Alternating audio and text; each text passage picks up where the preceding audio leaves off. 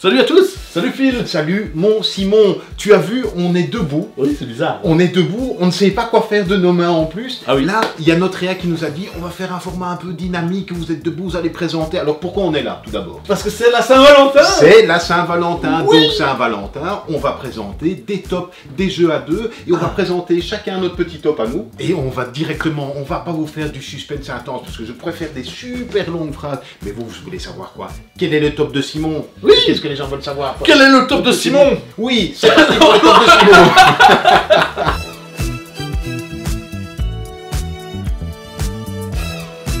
On commence ce petit top avec Cluster Duo. Alors Cluster Duo, pourquoi? Parce qu'il y a la version de Cluster. Cluster, c'est quoi? C'est un jeu d'aimants. On a des petits aimants, on a une ficelle, on jette la ficelle sur la table pour avoir une forme quelconque, et chacun à notre tour, on essaye de placer des aimants dans l'enceinte de cette ficelle. Il faut être le premier à ne plus avoir d'aimants. Les aimants vont réagir entre eux, et donc si je mets un aimant et que d'autres viennent s'agglomérer à cet aimant-là, je dois reprendre. J'ai fait de la place pour l'autre. Ils ont fait la version duo avec des super longs, beaux aimants comme ça, un jeu d'une fourberie aussi crasse qui est très très bon, très efficace pour tout public, la panacée.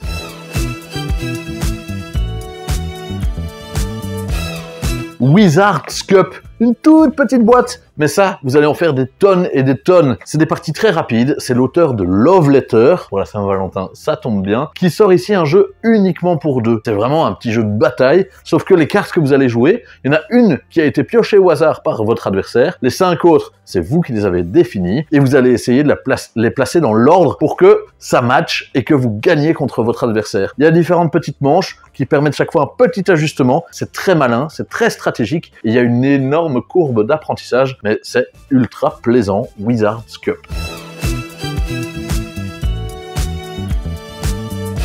Jaipur, mais Jaipur, évidemment Jaipur, un des classiques des jeux à deux joueurs qu'il a depuis une éternité. Sébastien Pochon et Vincent Dutré à l'illustration. C'est quoi? Nous sommes des marchands de pierres précieuses et nous allons essayer d'en récolter le plus possible. Et avec des choix et des dilemmes cornéliens permanents, puisque on va soit essayer d'échanger nos cartes le plus vite possible pour essayer d'avoir les meilleurs bonus, soit attendre un petit peu d'avoir une meilleure main pour avoir un petit peu plus de points. On va gagner des points avec des chameaux, on va se demander si on prend une carte, parce que si on prend une carte, on va libérer une carte pour l'autre. Des choix cornéliens, je vous dis, une tuerie totale.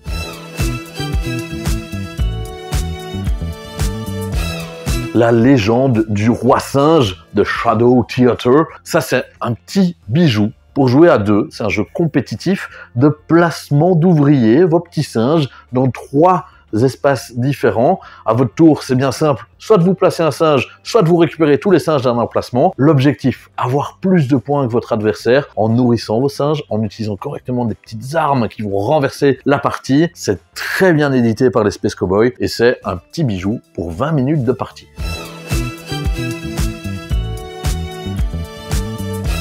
King of Tokyo, Duel. Bah oui, ça c'est un jeu pour la Saint-Valentin où on peut enfin mettre des baffes ludiques à l'autre joueur. Vous avez plusieurs manières de remporter la partie. C'est un petit jeu qui se joue en 20 minutes, mais vous pouvez être sûr qu'il y aura une revanche derrière, uniquement pour 2 joueurs, dans l'univers de King of Tokyo, avec un équilibrage de fou. On brasse des dés, on prend des petits choix stratégiques, on met des baffes à l'autre joueur. C'est super bien fait. Bravo à Yellow, bravo à Richard Garfield. Enfin, un jeu pour 2 joueurs, mais coopératif. Mais oui, pendant la Saint-Valentin, est-ce qu'on a vraiment envie de s'affronter à l'autre? Alors peut-être que oui, mais ce jeu nous permet enfin de jouer ensemble. Skyteam, c'est quoi? C'est un jeu où on va être un pilote et un copilote et qu'on va essayer de faire atterrir convenablement un avion. Il va falloir s'occuper des trains d'atterrissage, il va falloir s'occuper d'ouvrir les volets, il va falloir s'occuper de plein de choses. C'est un jeu à communication un petit peu mentale où il va essayer de faire passer certains renseignements à l'autre. Il y a plein d'aéroports différents avec des objectifs différents. Un jeu parfait pour la Saint-Valentin finalement.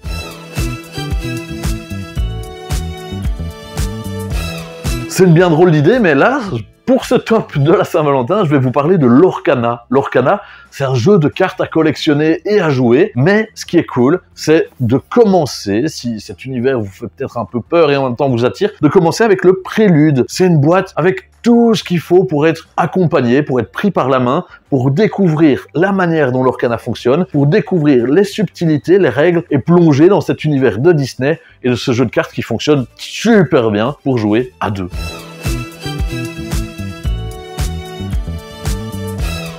évidemment, mais évidemment, Mr. Jack. Mr. Jack, il est impossible que vous ne l'ayez pas dans votre ludothèque. C'est même dommage que ça ne se joue pas à plus de joueurs que ça, tellement ce jeu est bon. Mais un classique du jeu à 2 joueurs. Nous sommes dans l'univers, bien sûr, de Jack l'Éventreur. Nous sommes dans le Londres brouillardeux, comme on dit. Et un personnage va jouer Mr. Jack, l'autre va jouer l'enquêteur. Mr. Jack va essayer de se faufiler dans les rues, essayer de quitter le plateau, mais l'enquêteur va essayer de le repérer parmi ces multiples identités qu'il y a autour. Un jeu de guessing,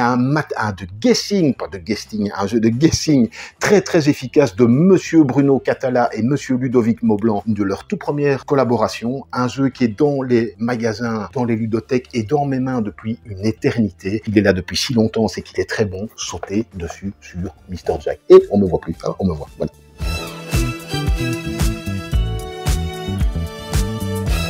Évidemment, dans tous les tops, et ce depuis des années, on voit souvent ce mot « duel ». Ici, c'est « duel pour la terre du milieu ». Ben oui, les Belges au sombrero, Repos Prod, nous proposent cette version-ci depuis plusieurs mois, et je vous le confesse, elle a dépassé pour moi le Seven Wonders Duel. C'est un peu plus fluide, c'est des règles super claires, une tension de dingue pendant la partie, qui fait que ce jeu-là, pour 2 joueurs, c'est certainement le meilleur. Si ça, c'est pas une sélection d'anthologie, ta sélection était très chouette. Non mais je suis bluffé de la tienne. Oh non mais la mienne, elle est topissime, mais franchement, t'as été chercher des petites pépites comme ça. Bien sûr, il y a plein d'autres jeux, n'hésitez pas à nous demander conseils dans les magasins, n'hésitez pas à nous demander conseils dans les commentaires ici. Oui, il y a plein d'autres chouettes jeux à 2 joueurs, nous on a sélectionné ceux-là, parce qu'ils nous tiennent fort à cœur, et on espère que pour la Saint-Valentin, nous on va passer un chouette moment pour la Saint-Valentin. T'as prévu de trucs? Un petit Mr. Jack? Un petit, eh ben c'est parti, on va faire une bonne partie de ça. Pour la Saint-Valentin, on espère que vous allez bien vous amuser avec qui que ce soit pendant ce jour-là. Et on se revoit la semaine prochaine. Ouais. On sera peut-être assis, on sera peut-être, on sait pas.